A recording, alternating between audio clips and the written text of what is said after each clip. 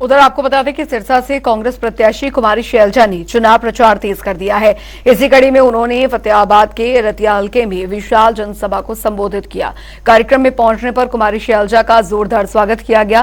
कार्यक्रम को संबोधित करने के दौरान उन्होंने बीजेपी पर जमकर निशाना साधा। कुमारी शैलजा ने कहा कि बीजेपी के राज में 10 साल में हर वर्ग दुखी हुआ है।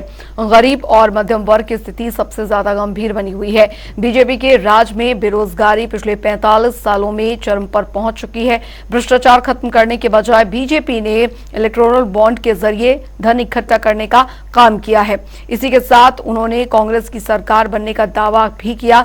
कुमारी शैलजा ने कहा कि जनता अब इनके बहकावे में आने वाली नहीं है। मोदी और बीजेपी देश की सत्ता से बाहर जा रहे हैं। कुमारी शैलजा के चुनाव प्रचार के दौरान कांग्रेसी कार्यकर्ताओं और समर्थकों का जनसैलाब उमड़ पड़ा।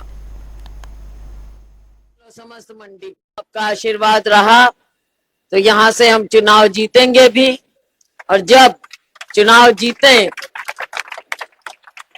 और फिर केंद्र में भी अपनी सरकार बने, राज्य में भी अपनी सरकार बने, फिर हम अपनी सारी समस्याओं का हल निकालें। साथियों, पहले भी हम मिल बैठकर हल निकालते थे, लेकिन अभी क्या हुआ, आपने देखा कि माननीय प्रधानमंत्री जी तो कभी किसी की सुनते नहीं है। उनको तो केवल अपनी बात कहनी होती है, अपने मन की बात, और एक तरफा कहानी वहां पे चलती है। और यही बात 10 साल राज्य सरकार में भी रही। अफसरों ने बैठ के जो चीजें बना दी, जो पॉलिसी बना दी, वो बना दी। अब ना मुख्यमंत्री जी को कुछ लेना देना था, ना उनको पता था, और ना तो साथियों वो राजनीति से निकले थे। अब नए मुख्यमंत्री बनाए, उनको बेचारे को बिल्कुल तजुर्बा नहीं।